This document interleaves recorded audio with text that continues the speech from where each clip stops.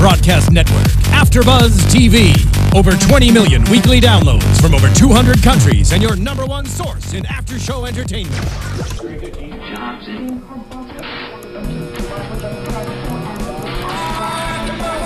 AFTERBUZZ TV, the destination for TV superfans. Producing after-shows for over 300 of your favorite TV shows. Interviewing celebrities and showrunners. And bringing you behind-the-scenes exclusives. All thanks to E! Entertainment's Maria Menounos, producer Kevin Undergaro, and internet leader Akamai. Now, let the buzz begin! Where do I go? Oh my God. Oh yeah. The buzz is beginning. Is the buzz still, over all of us from the weekend? Has it gone away? No, not at all. No? I think the buzz got one of us right on the tongue. It did. I got Had a little technical abused and difficulties. used this evening. Yes, but yes, welcome to AfterBuzz TV. I'm Tom Connolly. This is the main event after show. Sitting next to me, Markeia McCarty. How you doing, Markeia? I'm good. Ready to go. Glad to be here. And sitting across from me, Scott Narver. How you doing, Scott? I'm doing great. What's so funny, Tom? Look at my tweets. Just look at the last tweet I sent out. And sitting next to Scott, Gabrielle Loren. How was your tongue? Is it okay? It really hurts. For those of you that don't know, you should probably go on Twitter right now and definitely check out Tom's tweet. Yeah. I accidentally shut my tongue in a water bottle. Don't ask how. It really hurt and I started bleeding. Be careful, those water bottles out there. Wrestling is. Like, what's worse, a body slam or your tongue getting stuck in a water bottle? I don't know. I haven't done either, so I'm not sure. But so before we get to main event for the night, let's talk about our amazing weekend that we have. I just want to first thank, Kevin, Maria, Phil, everyone here at AfterBuzz. All of you guys, because you guys were awesome this weekend. Like, everybody from every show, doing interviews and getting all these, we got to meet so many people. It was, like, I've met people, like, in the, I've been here for, like, almost a year. I've met so many people, like, wrestlers now in this past year that I never thought I would ever meet in my life. And, like, got to meet them, talk to them, get pictures with them, like, it was just an amazing, incredible weekend. And I do want to thank, everyone at WWE, too, for letting us, come to these events and cover them and, get some awesome footage. And everyone you interviewed was very nice, very professional, a lot of fun. But let's get your guys' thoughts on the weekend. I hugged Cesaro. That's awesome. Yeah, I got to interview Cena, hug Cesaro. Hug Sheamus. I did a lot of hugging. Who'd you kiss? I didn't. I'm a professional. Hugs are where I draw the line. No, one thing I really love, like Cesaro and Sheamus have like this, even outside of the ring, it's like this fun rivalry. Mm-hmm. And like I noticed like on tonight's episode, there was a little bit of that going on. They had that in the panel. You guys were there. Yeah. It was fantastic, but even during the interviews, they were still messing with each other because they were on different backgrounds.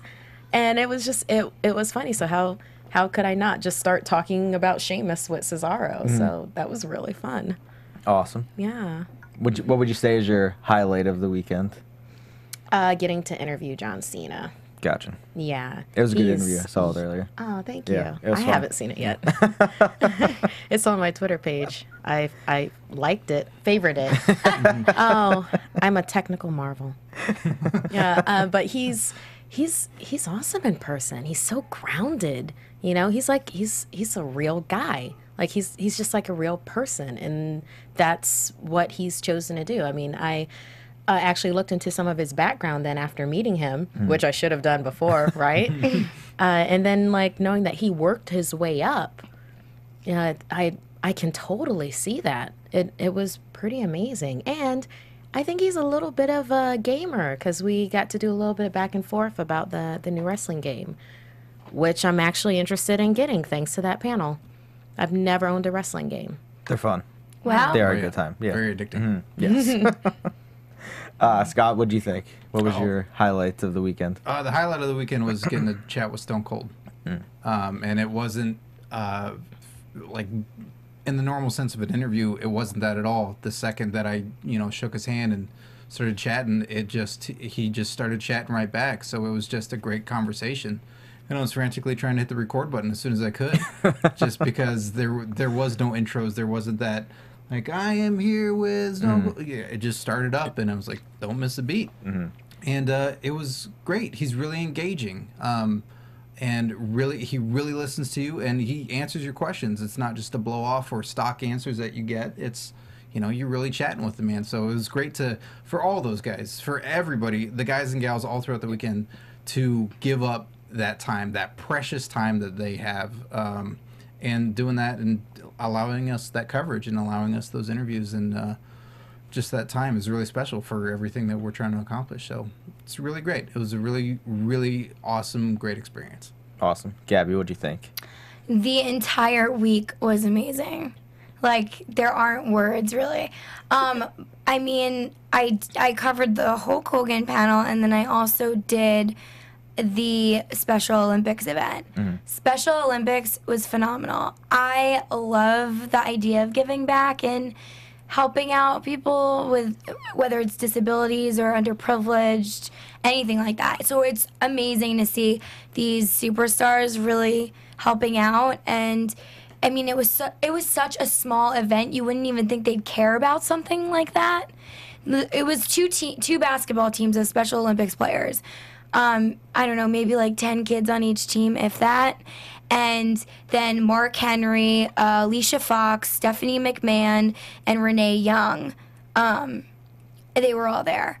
So it was just like so amazing to see all that effort put into this kind of event, because they could have blew it off and only done like really big ones that they're like especially needed at. But it's cool to see that they're always in and out doing charity work. I mean, John Cena alone, everyone knows, has done 1 million Make-A-Wishes, but it's like really refreshing, and these kids are just so happy. So I really enjoyed seeing that.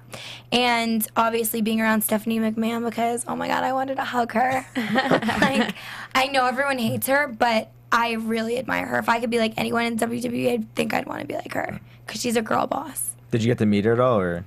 I mean, kind of, but we didn't interview her because she left early, unfortunately. Oh, gotcha. Okay. But I interviewed Mark Henry. We made some flexes, and he told me my muscles were bigger than his. And for those of you that were interested in my Hulk Hogan question, with the help of Scott, the entire time, Jerry Lawler was the moderator with Hulk, and was just kind of like putting him on the spot with personal situations of like who he had beef with behind the scenes, different wrestlers throughout the years. And so I was pretty much like, well, since you've been putting Hulk on the spot with all these people he's had problems with, have you two ever had beef together? And so everyone was like laughing, and they're like, good question. And they said no, they never had beef. No. The only two. WWE.com. Yeah, and I made WWE.com, so thanks to the fan that tweeted that out, because that was really awesome. I think Corey did. I think Rome did. Yeah, Coyote's on. So, yeah, I think we were all over that place. I don't know if they were taking... I went to the Radio Row with Christian Rosenberg, and they were taking pictures a lot, and especially when... It just happened to be like, when we were interviewing somebody, the photographer was just taking pictures. I haven't been able to check to see if any of those pictures made it, like, onto the website or not, but it was fun though. But so that was awesome. The highlight of that was the Cody Rhodes interview, or Stardust interview. It's it's the craziest but like most fun interview I've ever seen. Like, he doesn't answer a single question, but it's entertaining for like 10 minutes. That's amazing. But yeah, so that was the highlight. You know, Daniel Bryan was there, so we got to meet him. We got a good update on his, with his issue with his, I think he said it's actually his shoulder that's bothering him, like his arm, not his neck now, and he may have to have, he was supposed to have a surgery this Tuesday, which is yesterday, but he was waiting to get another evaluation.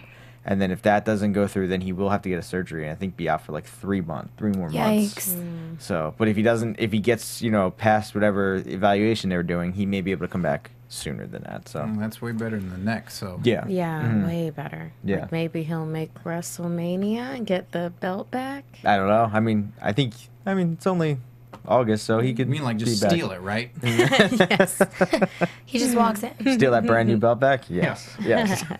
I think hopefully he'll be back by, maybe Royal Rumble if he has to, if anything, if he's going to be out for a couple, just wait till Royal Rumble. That's, Give the people the pop they deserved last year that they never got.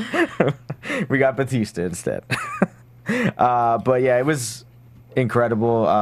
SummerSlam, amazing show. I don't think I've been to a show that has been that action packed and just so. There wasn't a bad match on that entire card. No. And I can't think of the last time I've even watched a pay-per-view where I was like, wow, every match was good. It was, I really can't remember the last time I've seen that. But it was, entertaining. The Cena, it was so loud in the arena during the Cena and Lesnar match. Like, it was so loud I couldn't hear. Like, it was just like so many people screaming and yelling. Like, you couldn't even hear what they were chanting. Like, I couldn't tell if they were just saying, "Let's go Cena, Cena sucks," or like, it was "Let's both. go Brock." It was one after the other. Yeah. And sit down. Because you were standing up in front of a lot of people, Tom. Oh, well, I can hear them, so that's they should have yelled louder. But it was like a 50-50 crowd, I felt like, because all the chants were so loud, it was hard to see like who really the crowd wanted to win. Mm-hmm. It's kind of crazy. Yeah. And Lesnar, seeing him live, whoa. Incredible. Yeah. Yeah, I think near the end, just everybody was like, "Okay, that's enough.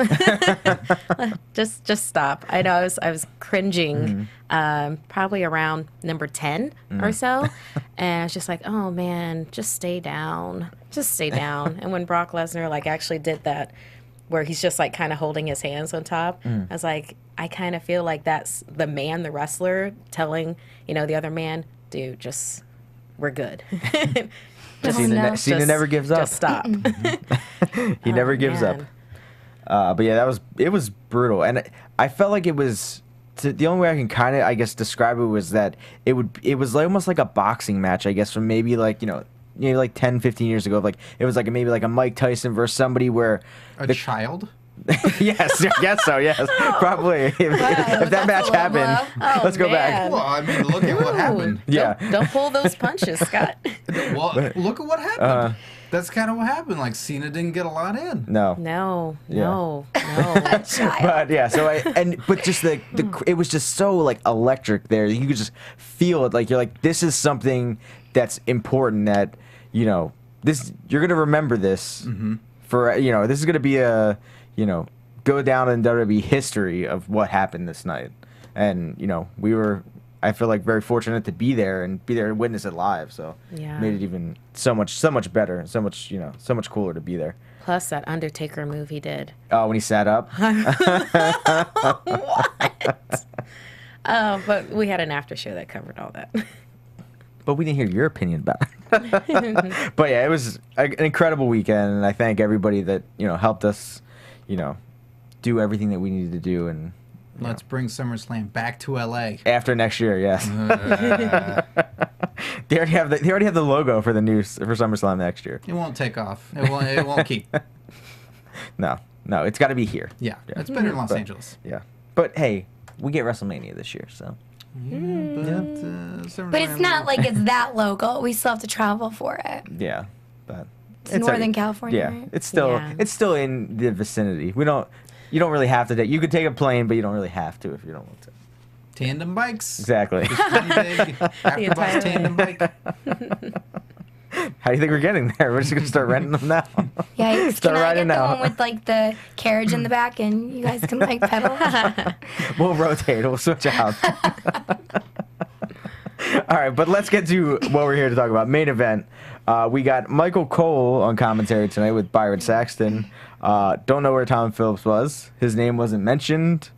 Not even like, I'm filling in for Tom Phillips tonight.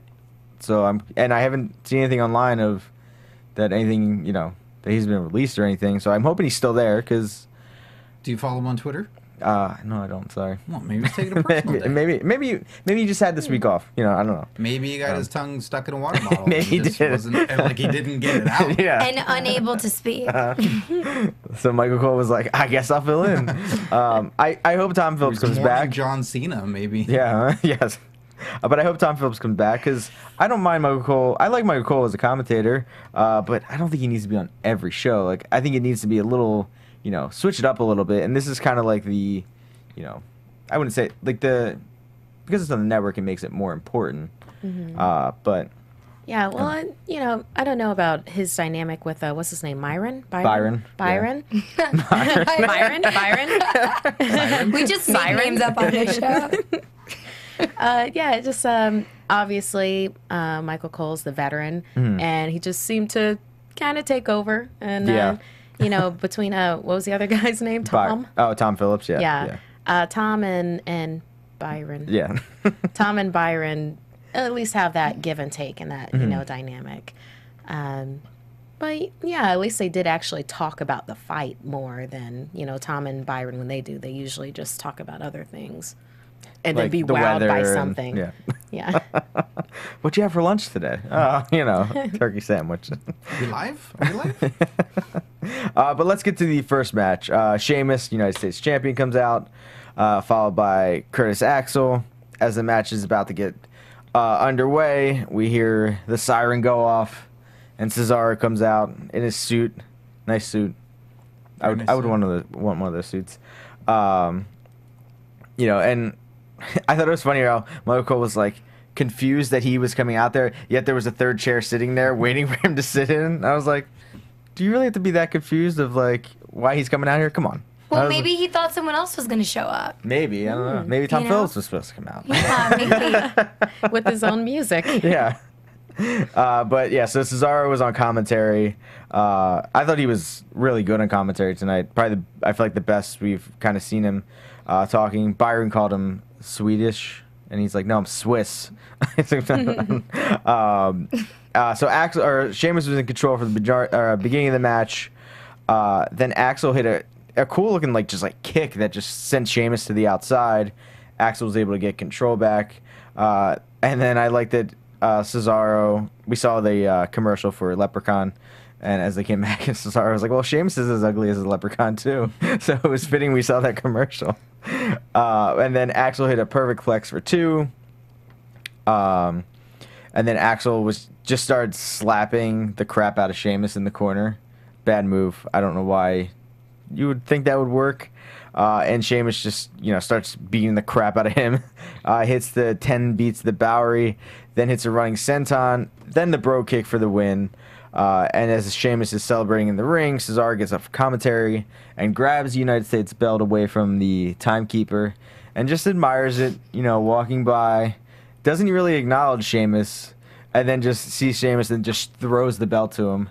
And Sheamus catches it like, I guess thanks for giving me the belt, but why are you touching my things? And it was interesting that we were at the 2K15 panel, and they kind of started this there.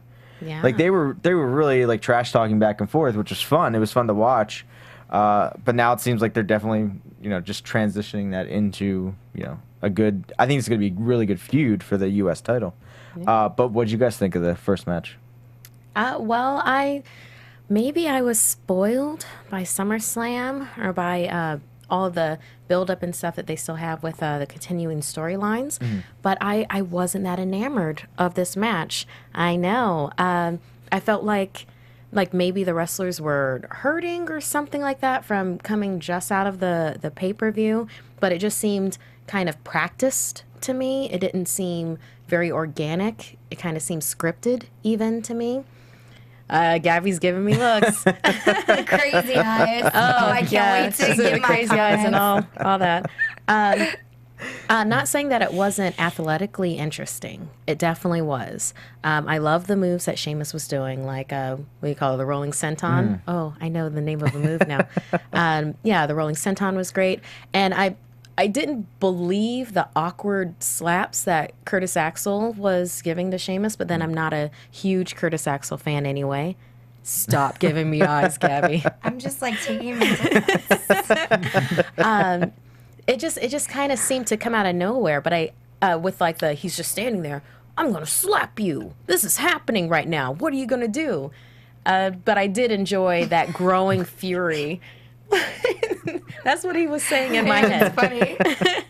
So I did enjoy that growing fury that then fueled Sheamus. And I remember the commentator saying something like, oh, you don't slap a Celtic god or something like that, a Celtic master. So then I enjoyed that kind of storyline that they did with it for In the Ring. But overall, I kind of thought it was kind of methodical and when Curtis Axel, there was this one move where Sheamus was standing on the side of the ring and Curtis Axel did this running kick or something like that, and then Sheamus is propelled outside of the ring. Yeah.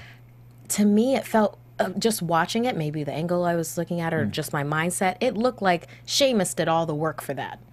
So it's just that it took me out of it. But I really enjoyed Cesaro on the mic and just like the interplay of like, oh, wait, Cesaro's going after the USA Championship belt? It's like, what? But hey, you know, Sheamus has it. We're a melting pot. And I would love to see this rivalry come to fruition. I think they make a great tag team. I think they make a great rivalry. So that's all good. So this match was a 2.75 for me.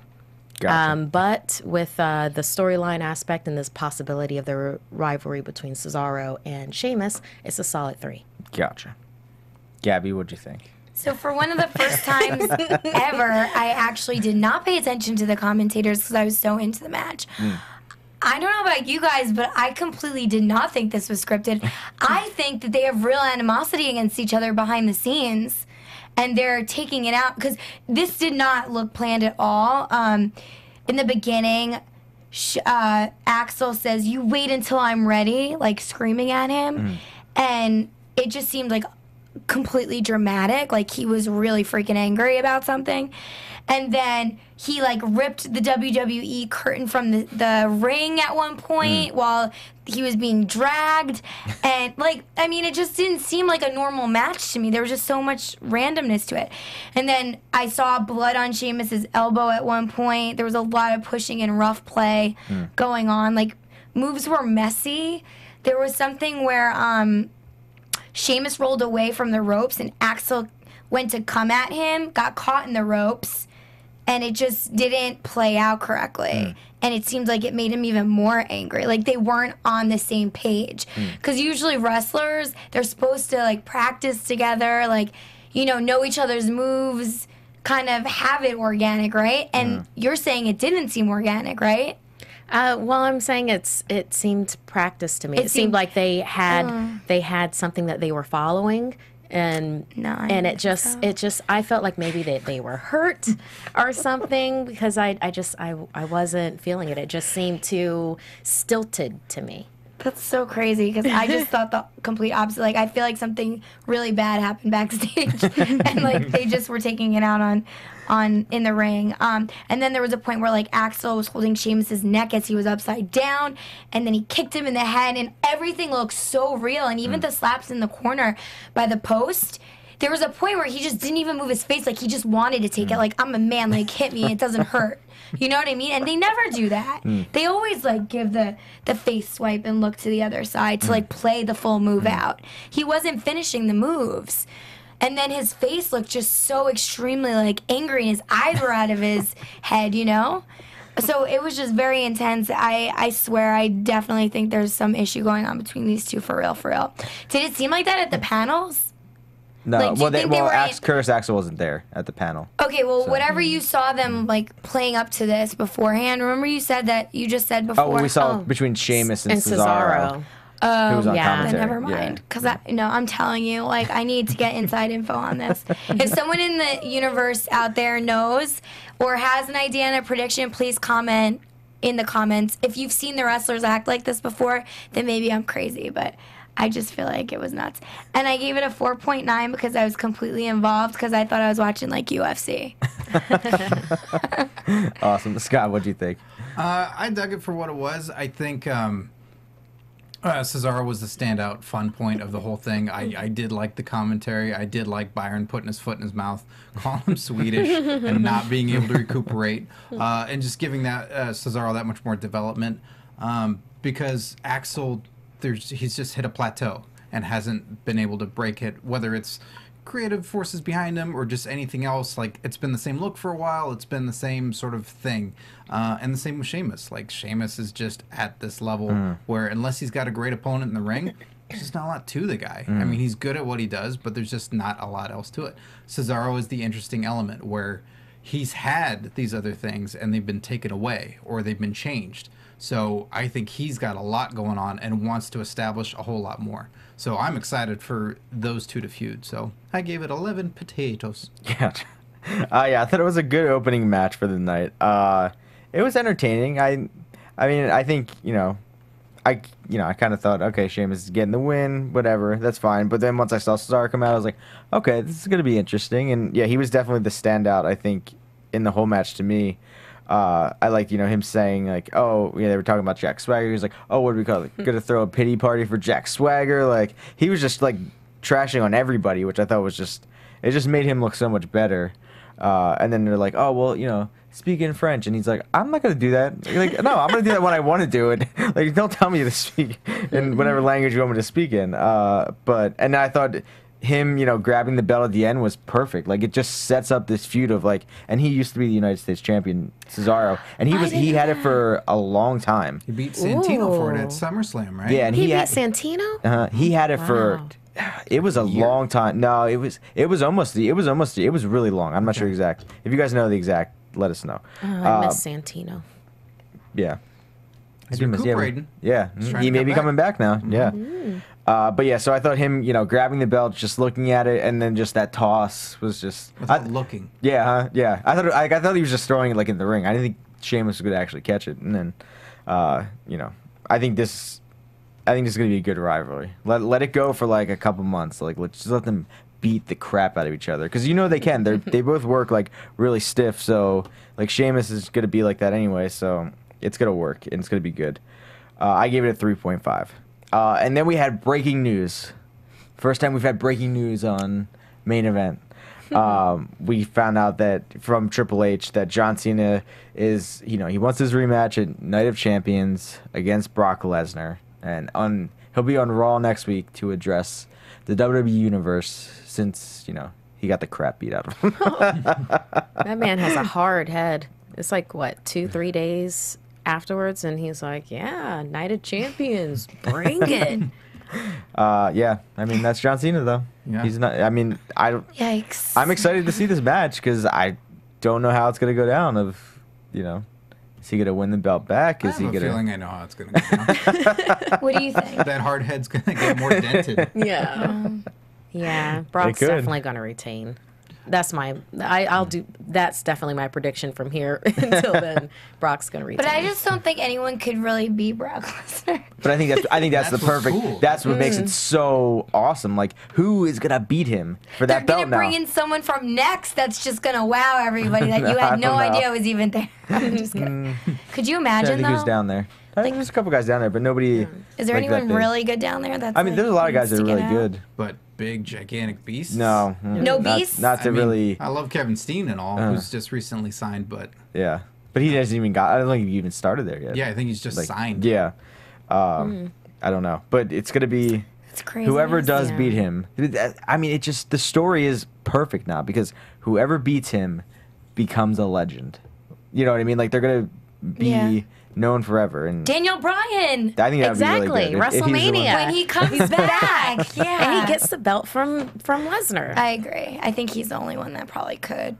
Yeah. You don't think Roman Reigns could? If he's back in time. No, because he doesn't have enough storyline built up behind him right exactly. now. I don't think he's maybe not now, but maybe later as it goes along. Well, we'll see if they're gonna, pump up his background. But then where does Bryan go? It's like he comes back to nothing. Yeah, I don't know. Ooh. He'll just be in Bree's corner against Nikki. Speaking of Nikki, that's lame. Good segue right there. Nikki comes out to fight Emma. We saw part of her, her explanation of why she turned on Bree. It was, I don't know. Sibling rivalry? Yeah, I didn't like her. Her promo wasn't what I thought it was going to be. I was kind of just like let down a little bit because I feel like they had such a high, like her punching her was perfect and all that kind of stuff, but then she came out and cut that promo and it wasn't, I don't know. I mean, we have time to let it go. But They should have fixed on something specific instead of just like it was. Yes. It was vagary, and if you have this really big turn of one twin against another, one sister against another, and the Authority winning because of that, have something. Yeah. Have I mean, something to be able to grab on hold to. They have some time to build it up, but yeah, just for that first, for that first promo, you want it to be big because they haven't. I mean, they've been bad, but they've been heels before, but together as a team, never like going against each other before. So, so this match was pretty short. Nikki had some impressive moves, I thought, though. She had a cool like a springboard kick off the second rope, and then she does that like face buster move, like face breaker onto your knee. Emma did I forget what is it, that like tarantula move she does in the corner. Yeah. She has a name for it though. I mean, that was what Tajiri called it, the tarantula. But She calls I it don't something. I remember. can't remember exactly what the name is. I'd call it the bubble buster. Gotcha. The bubble buster and the Sorry, ropes. Markeia. No, that's perfect. and then Emma went for a splash off the top, missed, and then Nikki, hit that punch on her, that elbow that she hit Brie with from the night before. And then she hit her with I don't know. I made up the name, the Rack Attack. I don't know what it's called, though. Is that her name of her Someone move? commented a long time ago when we didn't remember what it was. Yeah. But then we hadn't seen her on TV for a while. So Yeah. comment below again on our YouTube page, Yeah. youtube.com/AfterBuzz TV, with what that move is called. I think it's called the Rack Attack. And not because of what you think it is. Because She's against guns. Yeah. Yes, exactly. No, because the move, when Lex Luger would do it, he'd put him up like that and be called the torture rack because he'd be pulling them apart. So that's Okay. why I call it the. Well, rack that's attack. definitely good that you clarified that. Yes. Yeah. For sure. Sicko. Then you can see it's like the execution or the crucifixion because she's doing like that. Good names. I like those names. That's a Yeah. good That works, name. yeah. That's pretty. It better be an intense move for that. Yeah. Yeah. Well, it looks pretty intense. Oh, I wonder how her knees are though. Mm-hmm. All that weight. Yeah. But so Not Nikki ended up getting the win. But what did you guys think of this Divas match of the night? I really enjoyed Nikki. I enjoyed the expressions and everything. I enjoyed the crowd being on board with the "you sold out" and her just like, screw you guys, like that kind of mentality. It's like, you don't understand me, that kind of a thing. And it felt like she was taking her time. Like she knew that Emma was cannon fodder and that she was going to win this match and that she was just like tenderizing her up. And I like that face planter thing that she did. In my head, I just call it the good night. So that was really cool. Emma, I haven't seen her for a bit. And it kind of seemed a little awkward to me. Like even from the beginning of the match, like she's just kind of half there, half not while she's doing the bubble thing. Like, are we starting yet? I feel like that's part of her gimmick, kind of. Yeah? She kind of is like, Spacey. Weird. yeah. Mm-hmm. Okay. Yeah. Okay, then perfect. Wait, what if she's weird in real life and they were just like, just be weird like you are? And they just gave her some awkward moves to like They compliment probably her would just say that personality. to her. Yeah. Oh, you're just weird. Be weird. Just keep being a weirdo. Yeah, I like that, where she's just like herself. And then I really like her move that she does in the corner where she like grabs them by their arms and then like swings backwards and grabs them by their legs and just like submit. I hate that she like kind of got out of it too soon. The guy only counted to 2. Oh, and that's when And- she let go? Yeah. I thought it was later, no? Like, Right. didn't she almost get disqualified, they said, in commentators? Oh, well, maybe it just went by so fast for me. And I It was like, it might can't have. be 5 yet. Yeah, It's like it just a might little have. bit more, 3 more counts. But yeah, I mean, for what it was, I liked that it was building up Nikki, for that. The match itself, I enjoyed Nikki's moves, and, Emma was spot on with her character. So, yeah, I thought it was, it wasn't the greatest Divas match that I've ever seen. It wasn't the worst. So, once again, it's a solid 3 for me. Gotcha. Gabby, what do you think? In real life, I do not like that the Bella Twins are in a fight and have animosity towards each other. In WWE life, however, I love it because I think it makes Nikki's character more fierce. She now puts more power behind her punches and a lot of her moves. She's just kind of stepping it up a notch for me, I think, as a character.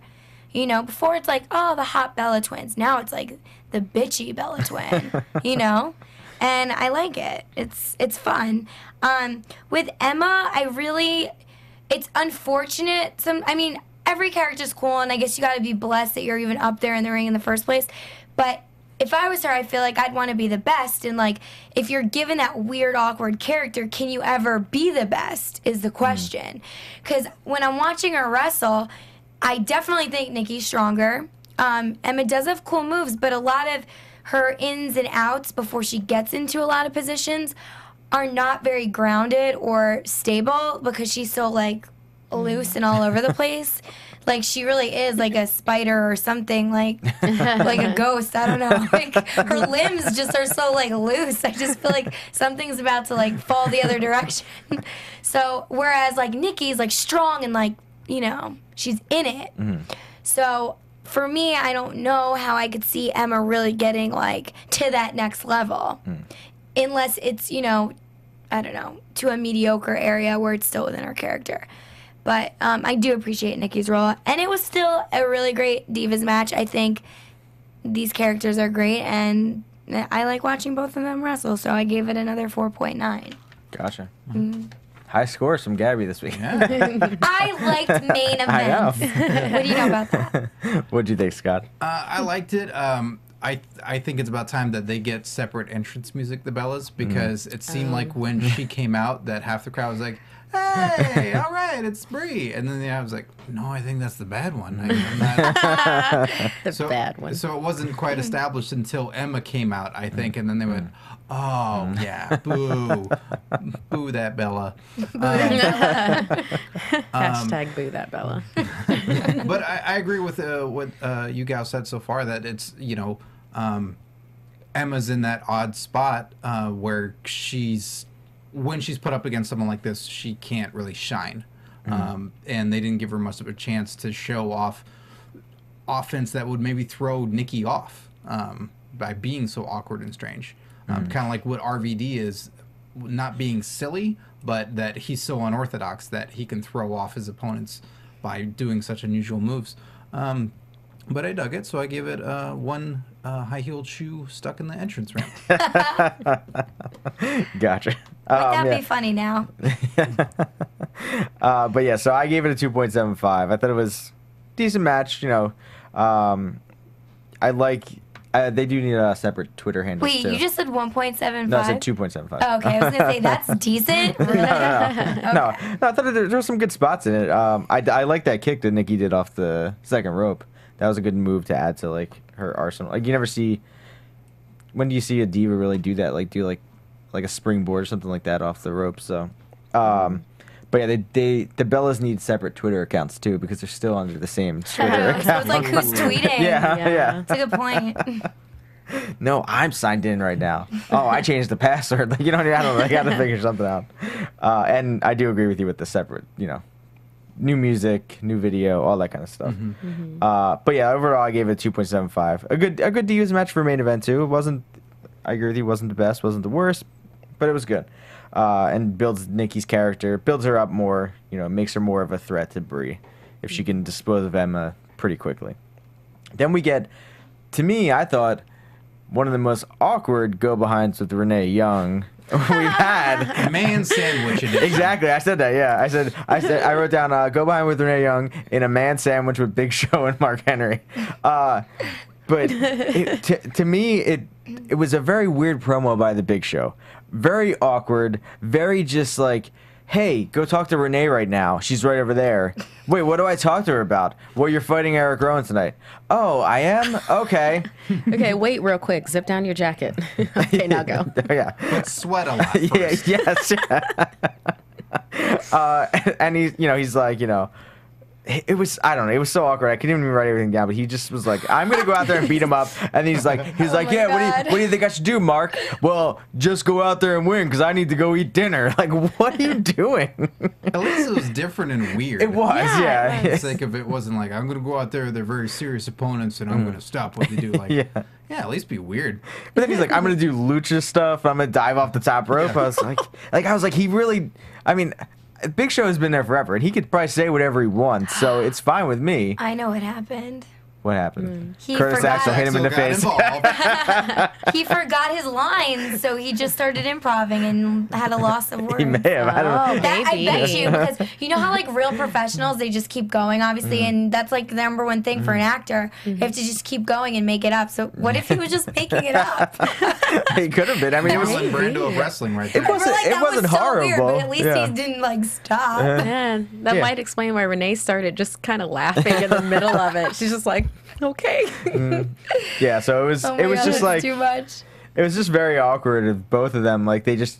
It kind of just it took me out of it though because it just made me felt like they didn't want to be there almost like it was like they wanted dinner. Tom. well, you know what? The show goes on at 8 o'clock at night. You have plenty of time to get dinner before the show starts. But we're talking third dinner. Oh, sorry. right. Sorry, I didn't. Right. I forgot. And then Mark Henry just says, you know, if Harper gets in his face, or he says, if Harper puts his face in, I'm gonna put something in his face, like a pie, because they probably went to get pie after they ate. Great to see Mark Henry come down the ring eating something, eating a sandwich.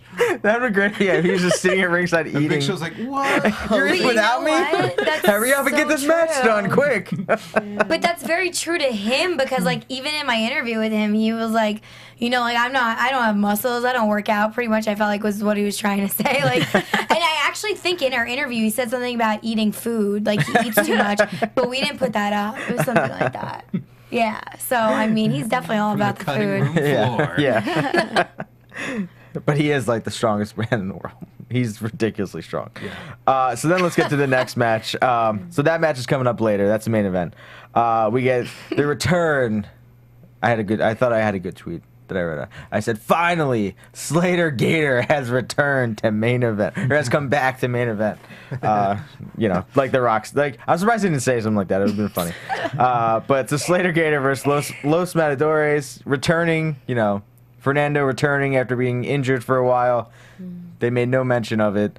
That he was coming back. I thought it was just. I was like, are only one of them fighting? Like, I was like, why are they both out there? And then I was like, oh my gosh, is it gonna be Diego and Torito against Slater Gator? I was like, oh, this is gonna be. I was like, what are they gonna do? And then I saw both of them, and I was like, okay. And then I saw Torito come out, and then they're still waiting for somebody to come out. I'm like, what are they doing? And then you see Hornswoggle come out dressed as a cow. Yeah, called him La Boquita. Something I think like so. that. Yeah, I think that's It was right. La Vaquita. Okay. La Vaquita. Oh yeah, What vaca. does that even mean? The little cow. Yeah. Because La Vaca is the cow, so La Vaquita. Oh, like really? The little I didn't cow. even know that. Yeah. We're like, where are their little cows? Like, does that exist? Yes, exactly. Apparently. His name is Hornswoggle. And then, you know, Michael. No, I don't think anyone does. I know. This match was kind of all over the place. But Michael Cole was like, he asks Byron, he goes, how do you tell these guys apart? I don't know how to do this. I don't know how to tell them apart. And I was like, I wrote down, I was like, they were on Raw for months, Michael Cole. And I get you're trying to probably make a joke out of this, but you're supposed to be the head commentator. You're filling in on this show. You shouldn't be the one going, I don't know how to tell these guys apart. And then Byron's like, oh, well, Diego has a smaller pinky.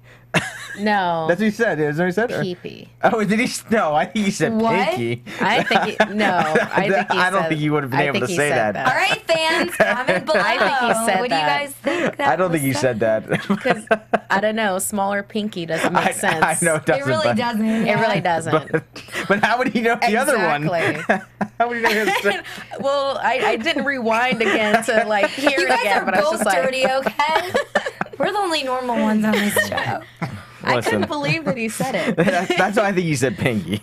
But okay, either way, they still couldn't tell each other who it was. Diego started. Yes, Diego did start. Obviously, Diego started. He had a cool head scissor takedown out of the quarter. Titus comes in, just starts throwing Diego around. Slater gets tagged back in. Diego hits this like modified like springboard neck breaker off the second rope for 2. Then Titus gets tossed out of the ring by Fernando. Fernando gets tossed out of the ring by Heath Slater, and then Heath Slater ends up hitting his spike DDT. I think it's is there a name for it? Impaler? Yeah, that I works. mean, that's what it used to be before the Impaler DDT. Yeah, because like Edge used to do it, right? And Gangrel. Oh, Yeah, so Edge stole from Gangrel. Man, what a jerk. He steals everything. Yeah. And then, so he hit the, he hit on Diego to get the win. And then Heath Slater gets taken out by Hornswoggle and El Torito. And him and Titus are both on the outside of the ring. And they need to make this shirt now. Both their faces going, oh, hell no. Because I would buy that shirt right away. So get on that shirt, people at the WWE. And then they run back in the ring. Torito and Hornswoggle run out of the ring, and that's how it ends. At least, hey, Slater Gator's on a roll. They're undefeated so far, so I'm happy with that. What'd you guys think of this match? Well, it was exactly what it meant to be, which was pure ridiculousness. There was not a single time that you were thinking that this is a real hard match or anything like that. Especially when Hornswoggle came out as Lavacita. I already lost it. Lavaquita. Yeah, especially, I respect that man so much to be able to, because I'm sure WWE's like, hey, we've got this really great idea. We want you to do this. And him being like, I can sell it. So I really respect him for that. But oh my goodness, I can't believe they did that. But yeah, for the match itself, it was basically fun and frolic, with the moves against the Los Matadores. And I did enjoy the fact that Titus and Slater are working like a team. I mean, Titus was, clapping him on and everything. He's like, yeah, do that. And held up his hand to be, like, tagged in and like, tagged out. So I'm like, the only thing I wish is that we had that one, interview or something where you actually see Titus turn around, like as in, he's on board with the Slater Gator train. It's like I kind of wanted to see that. They were in the hall and he turned around and saw Heath Slater and was like, oh, my tag team partner. So it's cool that they're, going to be working together legitimately. And, this is really building up Heath Slater more, too, especially with having Titus as his partner. So, goodness knows what he could be doing. I mean, he defeated Seth Rollins. Dolph Ziggler. Yeah, so, and now partnered with Titus. So, we'll see where that goes. But yes, I loved that buddy cop moment when Hornswoggle and El Torito, hell nah. Oh my goodness. It's like, I think that should be like their little phrase, like that mentality. That's awesome, actually. Yes, for the two of them, Slater Gator, that is that, and that's the T-shirt. If they continue with like a tag team, can they be be team all hell no instead of team hell no? Nice. And then just like the ending where you have El Torito and Lavaquita doing the commentator said the milkshake. Oh man, it was pure ridiculousness, which made it very enjoyable because you don't take that seriously. I gave it a 3.25. Gotcha. Gabby, what'd you think? It's a pretty good score. I'm going to say that aside from the WWE setting up Slater Gator as an awesome tag team that keeps winning to get them, out there, I think this match was just for comic relief. I don't know what you're talking about. Yeah, it was definitely just more funny and ridiculous, like you said, Markeia. I do, however... Oh, wait, actually, I want to say this. What was going on with the commentator thing when Titus said, I'm mad at myself to the commentators? Do you guys remember? I don't know. I heard them saying at the beginning, like, why are you mad at us? And he's like, I'm mad at myself. Oh, I don't know. And I missed something because I was like writing something down and I was just so confused. Why is he mad? I don't know. I have no idea. Okay. Yeah, I thought that was awkward, so I wrote it down. And then, okay, what I noticed in this match, Diego, which, oh, by the way, the commentators never know who the Matadores are either, which I think is so funny because I know we always talk about it. I think Markeia is the only person that really knows how to identify them. That's the Usos. Right? Yeah. The Usos. Oh, the Usos, but you don't know Diego was the first one to start. Fernando was, you could tell the difference because Fernando was doughier. Oh, Because, you know, he's like recovering. No. Yeah, that's the things Markeia notices. He was recovering, so it's like he wasn't as like fresh from the gym as Diego was. So it's kind of funny because clearly you're the only person that knows how to identify them because every week the commentators are always saying we don't know who's who, like literally every time they fight. So it's kind of funny. And then but they did announce that Diego was the first guy up there. So what really got me with him is that he's just, I always say this, but he's very strong and some of his moves are really incredible. I love how each wrestler kind of has their own signature. And for example, there was one move where he did. He held onto the post, almost went backwards, but held it just as he was about to touch it, and then like laddered his feet like he was walking upstairs back to the other direction. And that was just really awesome. And then he grabbed onto Slater and kind of flipped and twisted him over back into the ring. And moves like that are just so awesome to watch. And then, I don't know, I just thought it was funny that they kept calling the cow La Vaquita and El Torito milkshakes. And, you know, it was a match. So I gave it a 2.5. Gotcha. Scott, what do you think? Team players all around. Yeah, and, you know, there's some goofy fun to all this, and no matter what you throw at Slater Gator, they just come out on top, and it's awesome. So, good, silly fun. So I gave it 66. Slater's gonna slate. Gotcha. Yeah, I gave it a 3.5. I thought, you know, Heath and Titus together. No, I thought I was being very generous with my 3.25. I wasn't expecting that from you. I liked. Well, I laughed for most of it. Yeah, so I think that. Yeah, they got me that. You know, with that. For the comedy. Yeah, and you know, Heath and Titus together are really funny. I like their dynamic together. So, you know, it just worked, and yeah. Team players all around because they all went out there and, you know, did this and they made it work. So that's what you got to do. Yeah, bless them all. Yeah. But we're getting kind of close on time, so let's. I won't recap the next. We're shutting down AfterBuzz pretty much. Yeah, we are. But there was a recap of Harper and Rowing, just saying, you know, you may walk him on the clouds, but he taught us that for you to be saved, you must pay for your sins. Big Show run. We got a Raw recap. Rollins and Ambrose. Highlights of, for me at least, were when he poured the ice bucket on Rollins, and he was like, "What? It's for charity." That was bucket amazing. to the face, yes. That was amazing. The main event for all their match was another amazing match that they put together. That power bomb onto the chairs, that was insane. And then the commentator said that Ambrose has refused medical attention. Yes, yeah, yes, and he is currently missing. He's MIA for spinal cord injuries. How do you get missing with those kinds of things going on? And physics teachers are baffled with tables being stronger than cinders blocks. Yeah. I don't understand. And then we have another go behind with Rollins and Renee Young.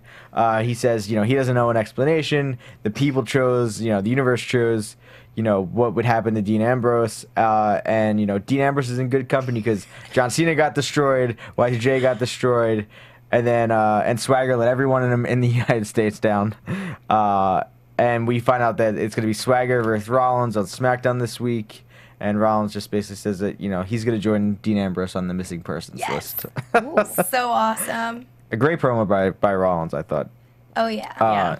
And then we get to the main event, Big Show versus Rowan. This match was another really kind of short match. You know, Rowan quickly gets tossed to the outside, but then Big Show ends up getting thrown into the ring post by Rowan. Rowan, I thought when he took out the Big Show's leg, I thought that was an awesome looking move. And we haven't seen these two, you know, these guys are monsters, and they're both in the ring at the same time. Like, we haven't seen that in a while. Normally, Rowan is, you know, the biggest guy in the match, not a smaller guy than the guy he's wrestling ever. But, you know, Rowan goes on the attack. He had like a big slam on the Big Show, went for the pin, didn't get it. Big Show ended up getting up, hitting the, you know, weapons of mass destruction for the win. Mark Henry didn't get involved. I guess he was eating a sandwich to the side. And then Harper just had a look on his face and he was like pissed that, you know, they got this win and they didn't, or that, you know, Rowan lost. But what'd you guys think of the main event? I thought it was great. It was seeing the two big giants go at each other. As much as I love Harper more than Rowan, watching him on the outside, all the reactions, and seeing the moment of loss, like, they don't do the standard reactions to what everybody else does, the frustration. It's so cool to watch. And I can't wait for all the pairings of everybody going up against each other and then building up to a tag match. So I really dug it. So I gave it 2 big giant tears. Gotcha. I think that's because the struggle was real. They're two big guys. Yeah, they're two big guys fighting each other, and to me, it just seemed like it was too much work for them. So I actually didn't really enjoy it that much. I thought it was going to be cool, but it's too much of a struggle to like knock the other one out because they're both so big. So I only gave it a 2.5. Gotcha. Yeah, I was a bit underwhelmed with it after all of the build-up.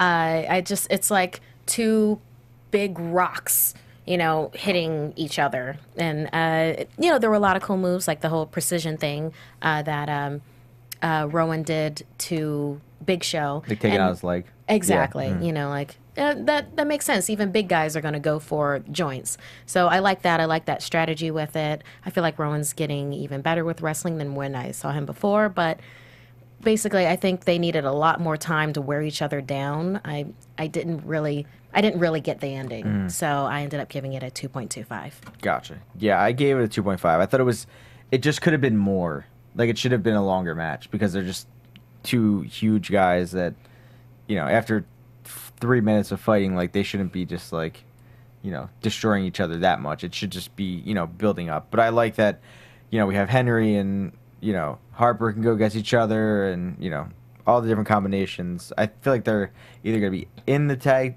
going for the belts, maybe all of them in a match with the Usos. I think that'd be really interesting, like a triple threat with, like, Big Show, Henry, Wyatt, and then the Usos. Like, how do the Usos get out of that match? Like, how do they win that against the giants of the WWE? It could be cool. But before we go, I noticed that next week is the 100th episode of Main Event. Oh. So hopefully they'll do something special. I don't know if they're going to do anything. I don't know if they care about that. They care about Raw, but come on. Oh, man. 100th episode, you should do Maybe something now. special. Big deal. Maybe not. Yes. Maybe. And- I'm not going to be here. It's my birthday next week. Happy birthday. Happy Yes. 100th birthday. Thank you. I'll be 100 next week. Everything turns 100. But before we go, we do have some swag to give away that we got from this weekend. A very nice SummerSlam hat. Exclusive. Yes, exclusive. It says Los Angeles on the back. So to all of our viewers out there, we need you guys to go to iTunes, and you can go to YouTube too. Give us, rate us 5 stars, and then give us the best comment of why you think Main Event is the best wrestling show on AfterBuzz. And we will rate them. We will check them out over the week. We'll see who, we think has the best comments and best review of us. Right. Right? You guys. Polls close next Wednesday. Yes, 5 next p.m. Wednesday. Yes, Yeah. and you have to. It's continental United States, so we can send it out too. And it has to be on iTunes for sure. Yes, and then yeah. you can also post it on Yeah, YouTube. yeah. Mhm. If you're in the continental United States, we will ship this hat to Yes. you free of charge. Yes, With, exactly. Absolutely. notes from all of us. We'll yes. say hi. Yeah. Oh, We'll all yeah, sign that'd be now. fun. We could do that, like the Main Event crew. Yes, that'd be fun. Yeah. So if you guys want this, it's awesome. Cool hat. WWE gave it to us. Yeah, So great color. We want to give it to you guys because you guys, tune in each week. Yes. You comment. Yes. Yes. So that wraps us up for this week of Main Event.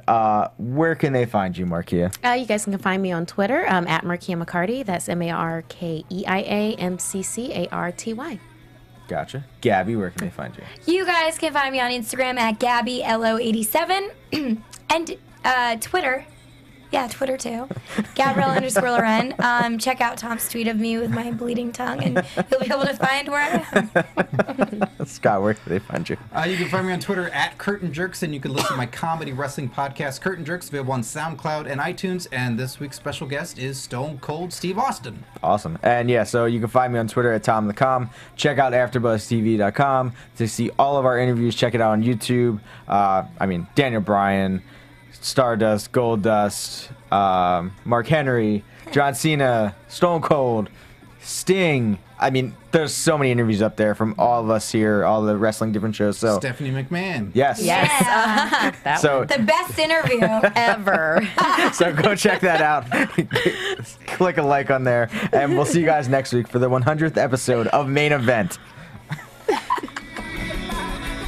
From executive producers Maria Menounos, Kevin Undergaro, Phil Svitek, and the entire AfterBuzz TV staff, we would like to thank you for listening to the AfterBuzz TV network. To watch or listen to other after shows and post comments or questions, be sure to visit AfterBuzzTV.com. I'm Sir Richard Wentworth, and this has been a presentation of AfterBuzz TV. Buzz you later. The views expressed herein are those of the hosts only and do not necessarily reflect the views of AfterBuzz TV or its owners or principals.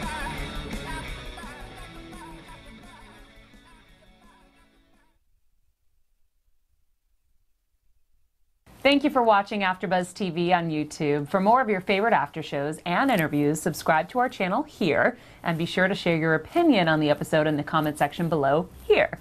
We'd love to see what you guys are buzzing about. Thanks again. Buzz you later.